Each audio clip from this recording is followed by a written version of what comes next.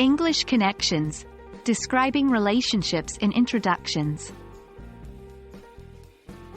Hello, language explorers. Today, we're going to dive deep into an exciting part of introducing others. Describing relationships between people.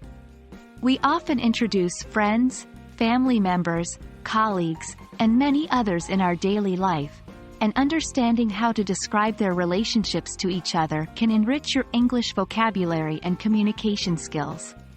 So, let's get started. When it comes to family, we have a whole set of specific terms to describe relationships. Here are a few examples. This is my brother, James. Meet my sister, Emily. Let me introduce my parents, Mr. and Mrs. Smith.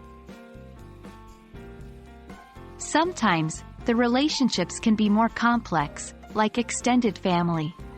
In such situations, we use terms like, this is my cousin, Mike. We share the same grandparents. Meet my niece, Sarah. She is my brother's daughter. These phrases not only introduce the person but also describe the relationship between you and that person. In professional settings, you will need to introduce people by their roles or positions. Here are some examples. This is my boss, Mr. Johnson. Meet my colleague, Rebecca. We work on the same project. Let me introduce our CEO, Mrs. Adams. In these sentences, the person's relationship to you is described through their professional role.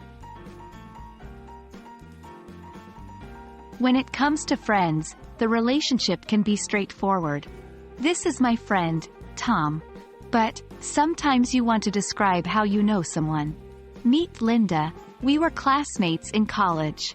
This is Paul. We're neighbors. These phrases give a bit more context about how you know the person you are introducing. In more formal settings, relationships between people can be expressed with a polite form. Here are some examples. May I introduce Professor Stewart, our guest speaker tonight? This is Dr. Mitchell, our leading expert in neuroscience. Using titles can demonstrate respect towards the person you're introducing and sets a formal tone.